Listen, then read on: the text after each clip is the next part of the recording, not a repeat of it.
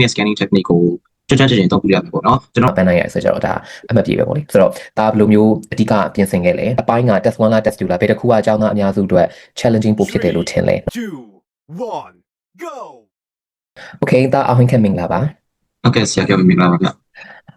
ဒီနေ့ဆရာတို့ရဲ့ interview အချိန်ပေးပြီးတော့လာတဲ့အတွက်အရင်ဆုံးဆရာကျေးဇူးတင်ချင်ပါတယ်နော်စာမေးပွဲကိုဘယ်လတော့မှဖြေခဲ့တာလဲအဲ့လေးတစ်ချက်လောက်ပြောပြပါဦး စာမေးပွဲကို2024အောက်တိုဘာလမှာဖြေခဲ့ပါတယ်ဗျဟုတ်ကဲ့က overall band score 8ရတယ်reading နဲ့ listening မှာ band 9ရတယ်နော်writing မှာ 7 speaking မှာ 7.5Okay များနဲ့အောင်ဘယ်လိုမျိုးပြင်ဆင်ခဲ့လဲပြီးစောင့်မဖြေခဲ့တဲ့အတွေ့အကြုံတွေပြီးဆရာတို့ကျောင်းမှာသင်တဲ့တက်ခဲ့တဲ့ experience လေးနော်ဒါလေးကိုဆရာနေငယ်မိပါမယ်အဲ့တော့အရင်ဆုံးဆရာတို့ 4 scale တစ်ခုချင်းစီကိုသွားလိုက်မယ်နော်ဆိုတော့ပထမဆုံးသားအနေနဲ့အမှတ်အပြည့်ရတဲ့ reading မှာ band 9မှာနော် reading မှာ band 9ရဆိုကြတော့ဒါအမှတ်ပြည့်ပဲပေါ့လေဆိုတော့ဒါဘယ်လိုမျိုးအဓိကပြင်ဆင်ခဲ့လဲနော်စာမေးပွဲမဖြေခင်မှာဒါဘယ်လို reading ကိုပြင်ဆင်ခဲ့လဲဘယ်လိုမျိုးလေ့ကျင့်ခဲ့လဲပြီးရင်စာမေးပွဲနေ့မှာပေါ့လေ exam day မှာရောဒါ reading ကိုအမှတ်အပြည့်နဲ့ရအောင်လို့ဘယ်လိုမျိုးဖြည့်ဆို့ခဲ့လဲပေါ့နော်ဆိုတော့အဲ့ဒါလေးဆရာတို့တစ်ချက်လောက်ပြောပြပါ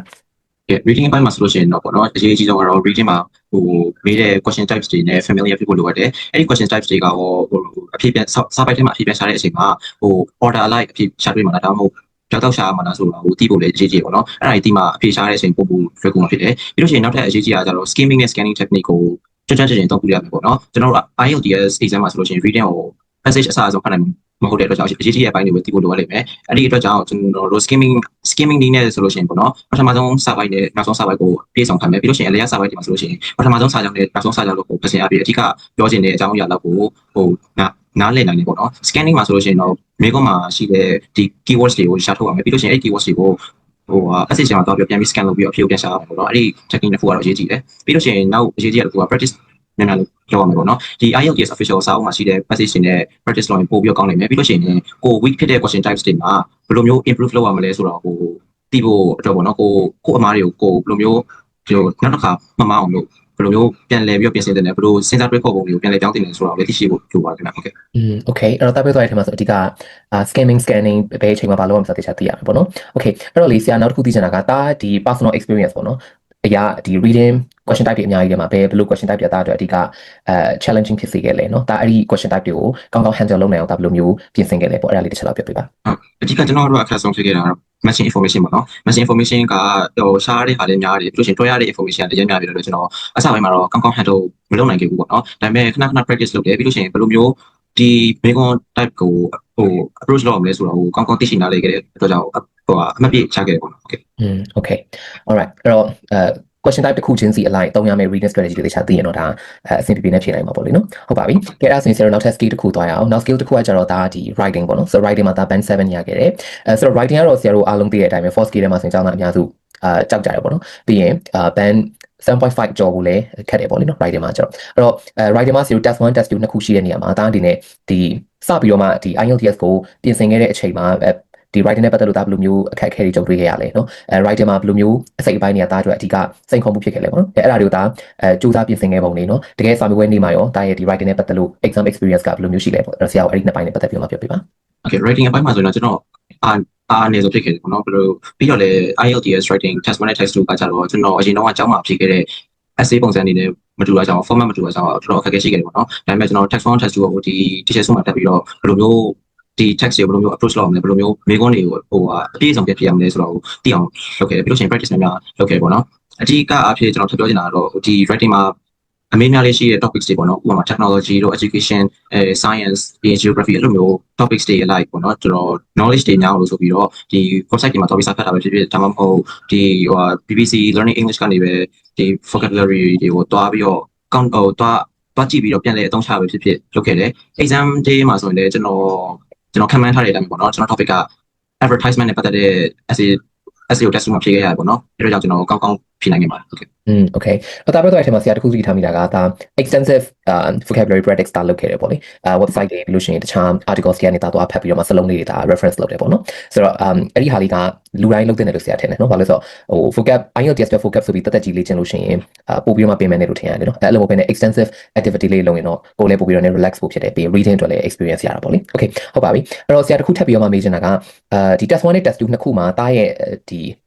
ီအမြင်ရပေါ့နော်ဘယ်အပိုင်းက test 1လား test 2လားဘယ်တစ်ခုကအကြောင်းသားအများစုအတွက် challenging ပိုဖြစ်တယ်လို့ထင်လဲเนาะတကယ် exam day မှာရောဒီ test 1နဲ့ test 2နှစ်ခုမှာဒါဘယ်တစ်ခုမှပို့ပြီးတော့မှနည်းနည်းပို struggle လုပ်ခဲ့ရလဲပေါ့နော်အဲ့လေးတစ်ချက်လောက်ဆရာတို့ပြောပြပါ ကျောင်းသားအများစုနဲ့ကျွန်တော်အပါဝင်ခေါ်တော့ကျောင်းသားအများစုအားနေကြတဲ့အပိုင်းကတော့ text 1လို့ပဲမြင်တယ်ဗျ text 2ကကျတော့ essay ကကျတော့ကျွန်တော်တို့အရင်တော့ state ကျောင်းတွေမှာရေးခဲ့တဲ့ပုံစံနဲ့နည်းနည်းခက်ဆင်ဆင်ဆိုတော့နည်းပပ format လေးပြင်လိုက်ရုံနဲ့အဆင်ပြေတယ် text 1ကကျတော့ကျွန်တော်တို့တော့မတွေ့ဘူးတဲ့ graph တွေ bar chart တွေကို summarize ပြန်လုပ်ပြရတာဖြစ်တဲ့အတွက်ဒီလုံးဝဒီ graph တွေ graph တွေကိုမဖတ်တဲ့လူဆိုရင်အခက်အခဲရန်တွေ့နေတယ်ပေါ့နော်အဲ့ဒါတွေကိုကြော်လာဖို့ဆိုရင်ကျွန်တော်ကဒီ text 1မှာဘယ်လိုမျိုး summarize လုပ်ဖို့အတွက်ကို main point တွေကိုဘယ်လိုရှာမလဲပြီးလို့ရှိရင်ဒီလိုဘောနော်အစီအစဉ်တခြားအတိုင်းရောဘယ်လိုမျိုးရေးရမလဲဆိုတော့သိချင်အောင်လုပ်ခဲ့ရတယ်ပြီးလို့ရှိရင်ကျွန်တော်ရေးထားတဲ့ဟာတွေကိုလည်းဒီချက်စုကြောင်းမှာဆရာတွေကိုပြပြီးတော့ feedback တင်တောင်းနေပါတယ်ဗျဟုတ်ကဲ့okay အဲ့ဆိုအဓိက test 1လို့သားချင်တာပေါ့နော်ဟုတ်ပါပြီအဲ့ဆိုရင်ဆရာကအခု reading writing နှစ်ခုနဲ့ပတ်သက်လို့ဒါဒီဆရာတို့ရဲ့တချို့ international school မှာ IELTS attend တက်တော့ကဆရာတို့ attend မှာဆိုရင်စာရေးသင်ပေးရနော် activities တွေလုပ်တယ်အဲ့တော့ဒီ reading writing skill နှစ်ခုနဲ့ပတ်သက်ပြီးတော့မှဒီသားအနေနဲ့ဆရာတို့ကျောင်းမှာ attend တက်ခဲ့တော့ကအတွေ့အကြုံနဲ့ပတ်သက်ပြီးတော့ဘယ်လိုမျိုးlessons တွေ activities တွေသားသဘောကျလဲနော်ဆရာတို့သင်ပေးတဲ့အပိုင်းတွေထဲမှာဘယ်လိုအချက်အလက်တွေကစာမေးပွဲမှာအဓိကအထောက်အကူဖြစ်စေခဲ့လဲဆိုတော့တစ်ချက်လောက်ပြောပြပါဦးဒီချက်စုကနေပြီးတော့အသုံးပြုခဲ့တဲ့ဒီ learning material တွေကပို့ပြီးတော့ကျွန်တော်တို့ IELTS ဖြစ်ဆိုဖို့အတွက်ပေါ့နော်ဒီ test format နဲ့ရင်းနှီးအောင်လုပ်ပေးခဲ့တယ်ပြီးလို့ရှိရင်ဟို vocabulary ဒီ grammar တွေ sentence structure တွေဆိုရင်လည်းတော်တော်လေးကိုသိရှိနားလည်ခဲ့တယ်ပြီးလို့ရှိရင်ကျွန်တော်အချက်ဆုံးတစ်ချက်ကတော့ဒီအတန်းရှင်အပြင်မှာတော့ဆရာတွေကနေပြီးတော့ပို့တော်စေခြင်းလို့ပို့တက်စေခြင်းလို့ဆိုပြီးတော့ feedback တွေပေးခဲ့တယ်ပေါ့နော်အဲ့ဒါလေးတို့ကျွန်တော်သဘောကျရပါတယ်ဟုတ်ကဲ့ဟုတ်ကဲ့ပါso အဲ့ဒါဆိုရင်ဆရာတို့အခုနောက် skill နှစ်ခုဖြစ်တဲ့ listening နဲ့ speaking ကိုသွားမယ်နော် so listening မှာလည်းဒါကperfect band score ဖြစ်တဲ့9ရခဲ့တယ် okay ဆိုတော့ဒါဒီ listening မှာဆိုလို့ရှိရင်ဘယ်လိုမျိုး strategy တွေဒါသုံးခဲ့လဲပေါ့လေပြီးတော့ဒါအနေနဲ့ဒီကိုလိုမျိုးပဲဒီ IELTS ဖြေဖို့အတွက်ပြင်ဆင်နေတဲ့ကျောင်းသူကျောင်းသားတွေကိုဒီ listening မှာဒီလိုမျိုး band 9ပေါ့နော်ဒါမှမဟုတ်လဲ 8.5 ပေါ့ဒီလိုမျိုးဆရာတို့က band score အမြင်ရအောင်ဒါအနေနဲ့ဘယ်လို suggestion မျိုးပေးချင်လဲအဲ့လေးဆက်လုပ်ပြပါ listening အပိုင်းမှာဆိုရင်တော့ကျွန်တော် practice လုပ်တာကတော့ဒီ Cambridge က official ထုတ်တဲ့ IELTS အောက်တွေမှာပါတဲ့ listening practice တွေပဲလုပ်တာများတယ်ပြီးလို့ရှိရင်ကျွန်တော်ဒီ official learning material မဟုတ်ဘူးဆိုလို့ရှိရင်ကျွန်တော်အပြင်မှာ YouTube ကနေပြီးတော့ BBC Learning English ဆိုတဲ့ channel မှာ6 minute English ဆိုတဲ့ဒီ video အတူလေးတွေကိုကျွန်တော်အားတဲ့အချိန်မှာနားထောင်ပြတယ်ပြီးလို့ရှိရင်နောက်တစ်ခုပြောချင်တာကျတော့ listening မှာ concentrate လုပ်ဖို့ပေါ့နော်ဒီခဏဒီ keywords တွေကိုတေချာ actively နားထောင်ပြီးတော့အဖြေဘယ်လိုမျိုးပြန်ဖြေရမလဲဆိုတော့ခဏလေးအတွင်းမှာပေါ့နော်ဟိုအချိန်တိုလေးအတွင်းမှာ concentrate လုပ်ပြီးတေချာနားထောင်စီခြင်းပါဗျဟုတ်ကဲ့okay အဲ့ဒါဆိုရင်တာပြောချင်တာ concentration ပေါ့နော်မိကုန်းတစ်ခုချင်းစီမှာ keywords တွေကိုတေချာသုံးပြီးတော့မှ concentrate ကောင်းကောင်းလုပ်ရမယ် okay အဲ့တော့တာအနေနဲ့ဒီကျောင်းကသင်ပေးတာအပြင်ပေါ့နော်ဒီကိုဟာကိုဘယ်လိုမျိုး extra practice တွေတာလုပ်ခဲ့လဲဒီတိုင်း IELTS material တွေပဲလေ့ကျင့်ခဲ့လားဒါမှမဟုတ်တခြားဟိုမှာ BBC နားထောင်တာတို့နော် podcast နားထောင်တာဒီလိုမျိုး extensive practice တွေရောတာလုပ်ခဲ့သေးလားဒီ listening နဲ့ပတ်သက်လို့ပေါ့နော်လုပ်ခဲ့ပါကျွန်တော်ခဏပြောရလို့ YouTube မှာ BBC Learning English channel ရှိမယ်ပြီးလို့ရှိရင် IELTS သင်ပေးတဲ့ဆရာတွေ YouTube မှာလည်းအများကြီးရှိတယ်သူတို့တွေပြောတဲ့ listening သူတို့တွေပြောတဲ့ speaking တွေကိုလည်းခဏနားထောင်ပြတယ်ဒီခုံပေါ်မှာထိုင်ပြီးစာမလို့ရင်တော့မှအားတဲ့အချိန်တွေမှာဆိုသူတို့ပြောတာလေးတွေကိုနားထောင်ပြီးတော့သူတို့ဘယ်လိုမျိုးစကားလုံးတွေကိုသုံးပြီးပြောသွားတယ်သူတို့ grammar structure တွေဘယ်လိုမျိုးသုံးသွားတယ် sentence တွေရောဘယ်လိုမျိုး complex sentence တွေကိုဘယ်လိုမျိုးကြွန့်ကြွန့်အသုံးပြုရတယ်ဆိုတော့တေချာအသေးစိတ်လိုက်နားထောင်နေရတယ်ပေါ့နော်okay ဟုတ်ပါပြီအဲ့တော့ဒါဆိုရင်နောက် skill တစ်ခုဖြစ်တဲ့ speaking နော် so speaking မှာဒါ 7.5 ရတယ်ဆိုတော့ speaking ကတော့ဒါ 4 skill ထဲမှာဆိုရင်ဖြေရတာအချိန်အတိုဆုံးလို့ပြောရမယ်နော်15 မိနစ်ဝင်ကြမယ်ကြာဆိုကြလေအဲ့တော့ဒါအနေနဲ့ဒီ speaking ကိုပြောတဲ့အချိန်မှာပြင်ဆင်ခဲ့တော့ဘာလို့ဆို speaking ကလေ့ကျင့်ရတဲ့တခြား skill 3ခုနဲ့မတူဆိုကြလေအဲ့တော့ဒါစာမွေးမဖြေခင်မှာကိုယ်အနေနဲ့ speaking လေ့ကျင့်နိုင်မှာ speaking partner လိုခဲ့လားဒါမှမဟုတ်ကိုယ့်ဟာကိုယ်တယောက်တည်းဘယ်လိုမျိုးလေ့ကျင့်ခဲ့လဲပေါ့နော်အဲ့ဒါလေးရယ်ပြီးတော့နောက်တစ်ခုကကျတော့ဒီဆရာတို့ကျောင်းကတစ်ချက်စုကနေပြီးတော့မှ star ရဲ့ဒီ speaking practice နဲ့ပတ်သက်လို့ဘယ်လိုမျိုးပံ့ပိုးပေးခဲ့လဲနော်ဘယ်လို feedback တွေပေးခဲ့လဲအဲ့ဒါလေးတစ်ချက်လောက်ဆရာတို့ပြောပြပါOkay speaking အတွက်စပြောမယ်ဆိုလို့ရှိရင်တော့အတန်းထဲမှာတော့ကျွန်တော်ကအတန်းပေါ်တွေရှိတယ်ဆရာတွေလည်းရှိတဲ့အတွက်ကြောင့်မလို့ speaking partner ရှိပြီးသားဖြစ်တယ်ပေါ့နော်အဲဒါကြောင့်အတန်းထဲမှာဟိုကောင်းကောင်း practice လုပ်နိုင်ခဲ့တယ်အတန်းအပြင်မှာဆိုလို့ရှိရင်လည်းကျွန်တော်တယောက်တည်းနေပေါ့နော်ဒီ speaking မှာမေးခွန်းအမေးများတဲ့ topics တွေနဲ့ပတ်သက်တဲ့စကားလုံးတွေ grammar တွေကိုရှာဖွေပြီးတော့ကိုယ့်ကိုယ်တယောက်တည်း practice လုပ်တယ်ပြီးလို့ရှိရင်တစ်ချက်စုကနေပြီးတော့ရခဲ့တဲ့တငယ်ချင်းတွေနဲ့ကျွန်တော်ချိတ်ဆက်ပြီးတော့အပြင်မှာဟိုအတန်းချင်းအပြင်မှာစကားပြောတာလေးလည်းရှိခဲ့တယ်ပေါ့နော်ဟိုတယောက်နဲ့တယောက် practice လုပ်တော့ပြင်ကြည့်ပေးတာမျိုးလည်းရှိခဲ့တယ်ပေါ့နော်အဲ့ဒါတွေကတော်တော်လေးအဆင်ပြေခဲ့ပါတယ် speaking partner လိုက်ရှာကြမလို့ပဲဒီအကြောင်းကတကယ်ချင်းနေပဲ practice လုပ်ရဖြစ်တဲ့အတွက်ဒီရင်းနှီးနေရှိတဲ့စကားပြောထွက်တယ်ပေါ့ဟုတ်ပြီးတော့ရှင် exam experience နဲ့ပြောရမယ်ဆိုလို့ရှင်တော့ Zoom နဲ့ဖြေရတာဖြစ်တဲ့အတွက်ကြောင့်ဒီဟိုနည်းနည်းဟို face to face ပြောနေကြမဟုတ်တော့ face to face ပြောနေကြဖြစ်ပြီး Zoom နဲ့စကားပြောနေကြမဟုတ်ရင်တော့နည်းနည်းအခက်အခဲရှိနိုင်တယ်ပေါ့နော်ဒီ technology နဲ့ machine ရပဲဖြစ်တော့ဟိုဒီ speaking အပိုင်းမှာပဲ stress ဖြစ်သွားပဲဖြစ်အဲ့လိုမျိုးအခက်အခဲတွေရှိခဲ့ပါတယ်okay ဆိုတော့တသားအနေနဲ့ဒီအကြောင်းကတကယ်ချင်းနေနဲ့ပဲ network လုပ်ပြီးတော့မှ speaking practice လုပ်ခဲ့တယ်ပေါ့လေ okay ဟုတ်ပါပြီအဲ့တော့ဒီတော်တော်များများက speaking နဲ့ပတ်သက်လာလို့ရှိရင်စာမေးပွဲမှာ part 2ကိုဆိုရင်ကြတယ်နော်ဆိုတော့2မိနစ်describe လုပ်ရတာဆိုကြလေနော်ဆိုတော့အဲ့ဒီ part 2နဲ့ပတ်သက်လို့သားအနေနဲ့ဒီတခြား IELTS ဖြေမဲ့အကြောင်းသားတွေကိုဘယ်လိုမျိုး suggestion မျိုးပေးခြင်းလဲနော်ပြီးလို့ရှိရင် part 2မှာကိုယ်အနေနဲ့လုံးဝဒီ2မိနစ်ကိုအကောင်းဆုံးကိုယ့်ရဲ့ speaking skill တွေချပြနိုင်မှုဆိုရင်ဘယ်လိုမျိုးပြင်ဆင်သွားတင်လဲအဲ့ဒါလေးတစ်ချက်လောက်ပြောပြပါpart 2မှာဆိုရင်တော့2မိနစ်ပြည့်အောင်တော့ topic တစ်ခုနဲ့မနေပြအောင်ပြောရတယ်ပေါ့နော်အဲ့ဒီမှာတချို့ဟာတွေကကျတော့ဘယ်လိုမျိုးပြောမလဲဆိုတော့သူတို့ question paper မှာတော့နည်းနည်းဟို juice စေးဆိုပြီးတော့အောက်မှာပြောမယ်ဟို bullet list တွေတော့ပေးထားရပေါ့နော်အဲ့ဒါလေးတွေကိုအကြီးအကဖြစ်ဟိုကြည်ကြဲပြည့်ပြည့်ပြောနိုင်တော့ဖို့တော့အရေးကြီးတယ်ပြီးလို့ရှိရင်အဲ့ဒီ bullet list တွေအပြင်တခြားအပြင်အကြောင်းအရာတွေကိုလည်းထည့်ပြီးတော့ပြောတင်တယ်ဒါပေမဲ့အပြင်အကြောင်းအရာတွေထည့်ပြောရဲဆိုတဲ့အခါမှာဒီလိုမျိုးပေါ့နော် topic နဲ့လွဲသွားပြီးတော့လုံးဝမသက်ဆိုင်တဲ့ဟာတွေကိုထည့်ပြီးတော့မပြောမိဖို့လည်းသိထားတင်တယ်ပြီးလို့ရှိရင်နောက်ထပ် suggestion တစ်ခုပေးပါဆိုလို့ရှိရင်ခဏ practice လုပ်တာပေါ့နော် practice လုပ်ရင်2မိနစ်ကိုမပြည့်ပြည့်အောင်လို့ဒီခဏဟိုပြောမလဲဘယ်လိုမျိုးအကြောင်းအရာတွေကိုထည့်သွင်းပြီးတော့ပြောသွားတင်တယ်ဘယ်လိုမျိုး describe လုပ်ပေးရမလဲဆိုတာကို practice များလုပ်တင်တယ်ပြီးလို့ရှိရင် practice လုပ်ထားတာကိုလည်းဆရာတွေကိုတောက်ပြပြီးတော့ပေါ့နော်ဘယ်လိုမျိုး improve လုပ်ရမလဲဆိုတာကိုလည်း feedback ယူတင်ပါတယ် okay okay အဲ့ဒီနေရာမှာဆရာတို့အများစုရိုးရှင်းပြီးတော့မှသတိမထားမိတာ timer သုံးတယ်နော်ဆိုတော့ဆရာတို့တော်တော်များအဲ့လိုလေ့ကျင့်တဲ့အခါမှာ timer သုံးဖို့မေ့တတ်ကြတယ်နော်ဆိုတော့ timer 2မိနစ်သုံးပြီးတော့မှ practice သုံးရင်တော့ပို့ပြီးတော့ control ရှိမှာပေါ့လေ okay ဟုတ်ပါပြီအဲ့ဒါဆိုရင်ဆရာတို့အခုဒါဒီ teacher စုမှာပေါ့နော်ဒါအနေနဲ့ speaking listening attending တက်ခဲ့တော့မှဆိုလို့ရှိရင်ဆရာတို့ဘက်ကအထူးသဖြင့် speaking မှာဆိုရင် feedback တွေအများကြီးပေးတယ်နော်listening မှာဆိုလို့ရှိရင်လည်းဒီ listening tips တွေ strategies တွေသင်ပေးရပေါ့လေအဲ့တော့ဆရာတို့ကျောင်းမှာတက်ခဲ့တော့ငါဒီသင်ယူခဲ့ရတဲ့เนาะဒီ listening strategies တွေ tips တွေဆရာတို့ဘက်ကပေးခဲ့တဲ့ဒီ Thai speaking နဲ့ပတ်သက်လို့ feedback တွေပေါ့လေဆိုတော့အဲ့ဒီဟာတွေတွေကမှတားအနေနဲ့လုံးဝတားအတွက်မမရရဖြစ်နေခဲ့တဲ့ဟာမျိုးလေးတွေပေါ့နော်ဒါမှမဟုတ်ဆိုလို့ရှိရင်လေတကယ်စာမေးပွဲမှာကိုယ်အထောက်အကူဖြစ်ခဲ့တဲ့ feedback တွေဆရာတို့ရဲ့ဒီသင်ပေးတဲ့ tips တွေเนาะဆိုတော့အဲ့ဒါမျိုးလေးတွေဆရာတို့နည်းနည်းလောက်ပြန်ပြီးတော့ share လုပ်ပေးပါ okay listening အပိုင်းမှာဆိုလို့ရှိရင်တော့ကျွန်တော်သဘောကျတဲ့အချက်ကကျွန်တော်ဒီ concentrate လုပ်ဖို့ရယ် keywords တွေကိုဟိုပြောပြမလဲ keywords တွေကို focus လုပ်ပြီးတော့အဲ့ဒီ keywords တွေဘယ်အချိန်မှာပါလာမလဲဆိုတာရယ်အဲ့ပြီးလို့ရှိရင်အဲ့ keywords တွေဟိုပြောပြမလဲ direct မဟုတ်တော့မှသူတို့ synonym တွေတော့ပြီးပါလာမယ်တခြားစကားလုံးတွေနဲ့ဖော်ပြပြီးတော့ပါလာမယ်ဆိုတဲ့စကားလုံးတွေကိုတေချာနားထောင်ပြီးတော့အဖြေဖို့အတွက်ကိုစဉ်းတင်လုပ်ထားတဲ့ဆိုတဲ့ strategy ကတော်တော်လေးကိုလုပ်ဖြစ်ခဲ့ပါပေါ့နော် speaking ပိုင်းမှာဆိုလို့ရှိရင်ဒီ teacher Kevin ပြောခဲ့တဲ့အတိုင်းပေါ့နော် part 1မှာဘယ်လိုမျိုးဘယ်လိုပြောမလဲအရင် formal မဟုတ်ဘဲနဲ့ပေါ့ပေါ့ပါပဲဖြစ်နေတယ်ဆိုတာလေပြီးလို့ရှိရင် part 2မှာဆိုရင်လည်း2မိနစ်ပြအောင်ပြောမယ်ပြီးလို့ရှိရင်ပြောတဲ့စကားကလည်းပြောတဲ့ topic ကလည်းပေါ့နော်ဒီသူတို့ပေးထားတဲ့ topic နဲ့ဘယ်လိုသွားအောင်လို့ဒီ range ထဲမှာပဲဘယ်လိုမျိုးဟို describe လုပ်သွားအောင်လဲဆိုတာကလည်းတော်တော်လေးကိုအထောက်အကူရခဲ့ပေါ့နော် part 3မှာဆိုရင်လည်းအရင် program informal မဖြစ်စေဘဲနဲ့ပေါ့နော် formally ဘယ်လိုမျိုးသူတို့မိကုန်နဲ့ဘယ်လိုပြန်ဖြေသွားမလဲဘယ်လိုမျိုးပြန်ပြီး describe လုပ်သွားမလဲဆိုတာတွေလည်းတော်တော်ကိုနေကြခဲ့ပါကြokay okay ဟုတ်ပါပြီအဲ့ဒါဆရာတို့ကဒါ force skill နဲ့ပတ်သက်လို့တားရဲ့အတွေ့အကြုံတွေတားအတွက်ဒီတကယ်အသုံးဝင်ခဲ့တဲ့ tips တွေကိုဆရာတို့အမေးဖြေလေးလုပ်သွားပြီပေါ့နော်အဲ့ဒါဆိုရင်ဆရာနည်းနည်းလေးတားရဲ့ဒီ overall exam experience နဲ့ပတ်သက်လို့ဆရာထပ်ပြီးတော့မေးပါမယ်အဲ့တော့ဒီသားဒီပြင်ဆင်ကြတော့ပေါ့နော်ဒီစာမဖြူတဲ့ပြင်ဆင်ကြတော့တပတ်ကိုသားပြန်မြစာဘယ်လောက်ကြည့်ဖြစ်လဲနော်ဒါမှမဟုတ်နေ့တိုင်းစာလုပ်သလားဒါမှမဟုတ်ရင်တရက်ခြားတစ်ခါလုပ်သလားပေါ့နော်တစ်ခါလုပ်လို့ရှိရင်လည်းဘယ်နှစ်နာရီလောက်သားလေ့ကျင့်ဖြစ်လဲအဲ့ဒါလေးနဲ့ပတ်သက်ပြီးတစ်ချက်လောက်ပြောပြပါဦး IELTS ဖြေဖို့ prepare လုပ်နေတော့ကျွန်တော်နေ့တိုင်းစာလုပ်ဖြစ်တယ်ပေါ့နော်ဒီတနေ့မှာဆိုရင်ကျွန်တော်ခုံပေါ်မှာထိုင်ပြီးတော့စာလုပ်တာကျတော့တနင်္လာခွဲကနေ2နာရီတွင်ရှိတယ်ဒါပေမဲ့အဲ့လိုမျိုးခုံမှာထိုင်ပြီးစာလုပ်တာဒီအချိန်လောက်ပဲရှိရဆိုပေမဲ့ဒီကျွန်တော်အားနေတဲ့အချိန်မှာ focus နားထောင်တာပဲဖြစ်ဖြစ်ဟို article တွေတော့ဖတ်တာပဲဖြစ်ဖြစ် vocabulary တွေပို့တိုးအောင်လုပ်သွားပြီးတော့ focus တွေရှာနေရပဲဖြစ်ဖြစ်အဲ့လိုဟာတွေကတော့တနေ့ကုန်တောက်လျှောက်လုပ်နေရပါတော့အဲ့ဒါကြောင့်ကျွန်တော်ဒီ IELTS အတွက်ကိုပြင်ဆင်ဖို့အတွက်အင်္ဂလိပ်စာနဲ့ထိတွေ့နေရတော့မိုးလျံနေမှုရှုပ်ရှိပါပဲဟုတ်okay alright အဲ့ဆိုဆရာနောက်တစ်ခုထပ်မေးချင်တာဒီသိချပြင်ဆင်ခဲ့ပေါ့နော်ဒါပေမဲ့ဆရာစာလုပ်တယ်ဆိုတဲ့နေရာမှာဘယ်သူမှမဆိုကြားလိုက်တော့ညီးငွေလာမှာပဲလေနော်ဆိုတော့ဒါလည်းအဲ့လိုမျိုးအချိန်မျိုးရှိခဲ့မယ်လို့ဆရာထင်တယ်စာလုပ်ရတာကိုပင်ပန်းလာတယ်မလုပ်ချင်တော့ဘူးပေါ့နော်ပြင်းလာတယ်ပေါ့လေဆိုတော့အဲ့လိုမျိုးအချိန်မျိုးတွေအဲ့လိုအခါမျိုးတွေမှာဆိုရင်ဒါဘယ်လိုမျိုး break ယူလဲနော်ပြီးရင်ပြန်ပြီးတော့မှဒီစာလုပ်တာကိုenergy အပြည့်နဲ့ပြန်ပြီးစာပြန်လုပ်နိုင်အောင်ဒါဘယ်လိုကိုယ့်ဘာသာကိုအနားယူလဲဘယ်လို strategy တွေသုံးခဲ့လဲနော်ဆိုအဲ့ဒါလေးတစ်ချက်လောက်ပြောပြပါဦးဟုတ်စာလုပ်နေပြင်းလာတယ်ဆိုတော့ဒါတော့လူလိုက်ဖြုတ်ကြပဲပေါ့နော်အဓိကပဲစာလုပ်တာ2နာရီထက်ကျော်လာပြီဆိုလို့ရှိရင်တော့ဘယ်သူမှခုံမှာစက်မထိုင်တော့ဘူးပေါ့နော်ကျွန်တော်တို့လည်းအဲ့လိုဖြစ်ခဲ့ပါတယ်ဘယ်လိုမျို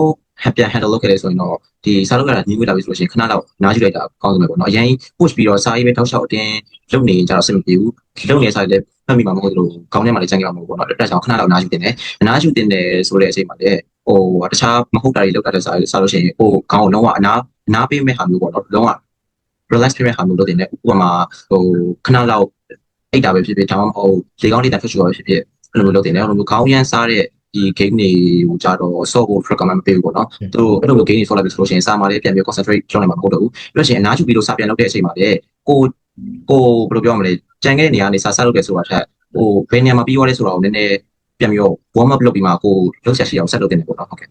okay အတားဘက်ကအထင်မှာဆရာတော်တော်လေးသဘောကျတာကgame နေဆိုတာနော်ဆရာအနားယူလေပြောလို့ရှိရင်ကိုကြိုက်တာကိုလုပ်တယ်ဆိုတဲ့သဘောမျိုးတက်ရောက်ပြီးတော့မှ game ဆိုတဲ့စကားကြီးရပါညာလုပ်ကြတာအောင်နော်ဒါပေမဲ့ကိုကမျက်လုံးနဲ့အုံနောက်တွေအနားမပေးလိုက်ကြတော့ဘာမှမထူဘူးပေါ့လေ okay ဟုတ်ပါပြီအဲ့ဒါဆိုရင်သားအနေနဲ့ဒီစာမေးပွဲနေမှာပေါ့နော်တကယ် exam ချိန်မှာစိတ်လှုပ်ရှားမှုတော့အနေနဲ့အများရှိမှာပဲပေါ့လေဆိုတော့အဲ့ဒီစိတ်လှုပ်ရှားတာကိုဒါဘယ်လိုမျိုးhandle လုပ်ခဲ့လဲနော်ပြီးလို့ရှိရင်နောက်တစ်ခုကကြောက်စိတ်ပေါ့နော်စာမွေးဆက်ချက်ဆရာရနည်းနည်း exam anxiety တော့ရှိနိုင်တာပေါ့လေဆိုတော့အဲ့ဒါကိုရောဒါဘယ်လိုမျိုးအကောင်းဆုံး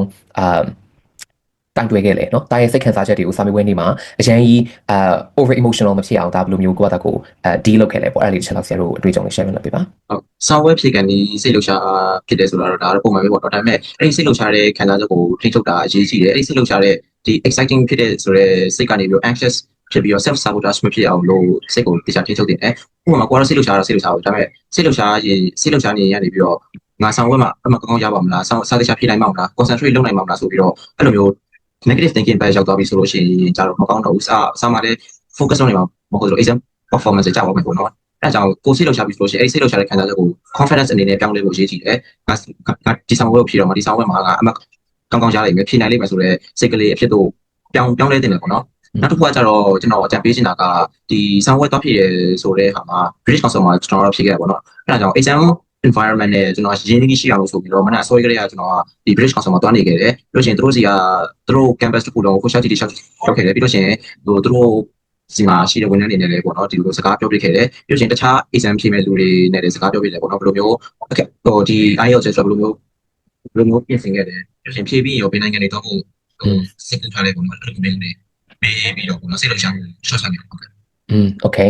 ဆိုတော့အဲ့ဒါလေးတော့ဆရာတသားဆရာနေအခုမှဘယ်လိုပြောမလဲအကြောက်ပဲပေါ့လေနော်exam campus နဲ့ familiar ပြန်ကွာတဲ့ကိုလို့ဒါပေမဲ့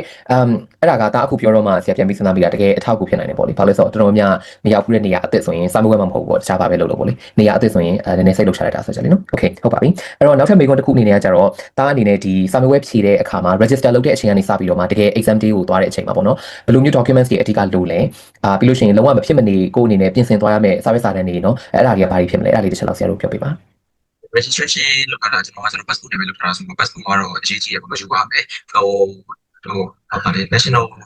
registration ကပေါ့နော်ဒီ passport တင်ကြပြရှိရတယ်ယူသွားတာပို့ပြီးတော့အဆင်ပြေပေါ့နော်ပြီးလို့ရှိရင် exam registration လုပ်ထားတဲ့ form confirmation email ရှိထားတဲ့အဆင်ပြေကျွန်တော်ကတော့ break to ပြီးတော့ယူပါပေါ့နော်ဒီ form မှာပဲယူပါဖြစ်တယ်ပြီးလို့ရှိရင်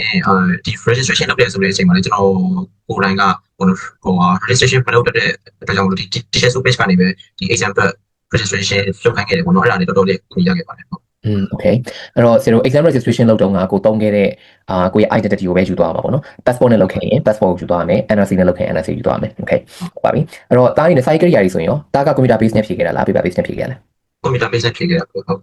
okay အဲ့တော့တားဘက်ကဒီ stationery တွေယူသွားခဲ့သေးလားဒါမှမဟုတ် exam room နဲ့မှာသူတို့ဘက်ကဘာတွေ profile လုပ်ထားပေးလဲ stationery အနေနဲ့ကတော့ကျွန်တော်ဘာမှမကြည့်ဘူးပေါ့နော် British Council မှာဖြေတော့ငါတို့ဘက်ကခြာရေးမှုဆိုပြီးတော့စာရွက်လေးနဲ့ပုံအနေနဲ့ပေးထားတယ်သူတို့ပေးထားတဲ့ stationery တွေပဲတုံးရတယ်ပြီးလို့ရှိရင်တခြားပစ္စည်းတွေအနေနဲ့ဆိုခြေဘူးအကြည့်ပဲယူသွားခဲ့ပါလိမ့်မယ်ခြေဘူးအကြည့်မှာလည်းဘာသာသားမှကနေလို့မရလို့ခြေဘူးပြောင်းဝင်ဖြစ်ရမယ်ပေါ့နော်အဲ့ဒါတော့အရေးကြီးပါဗျ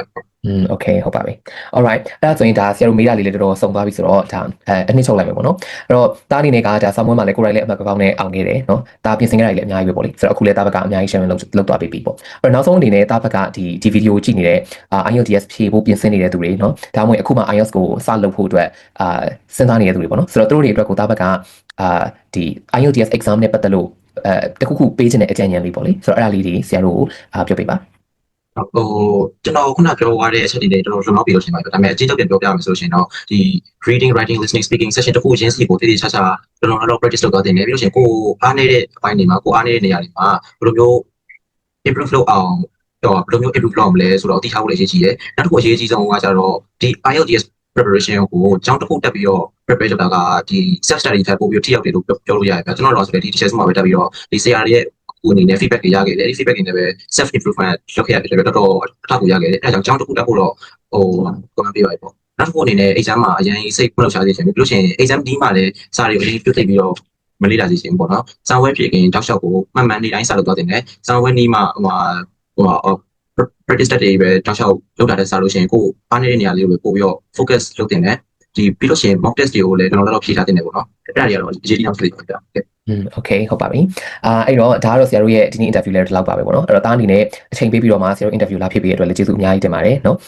ဒါရှေ့ဆက်ပြီးတော့မှဒီ study abroad လုပ်မယ့်ကိစ္စတွေနော် scholarship ရှောက်တဲ့ဒီ journey တွေမှာလည်းတားလို့ချင်တဲ့ result တွေအများဆုံးရပါစေလို့ဆရာတို့ကဆုတောင်းပေးပါတယ်နော်ဟုတ်ကဲ့ပါကျေးဇူးတင်ပါတယ်အခုလိုမျိုးမြင်မြန်ပေးရဆက်ပြောပြမယ်လို့သူပဲကျေးဇူးတင်ရှိပါတယ်ခင်ဗျာဟုတ်ကဲ့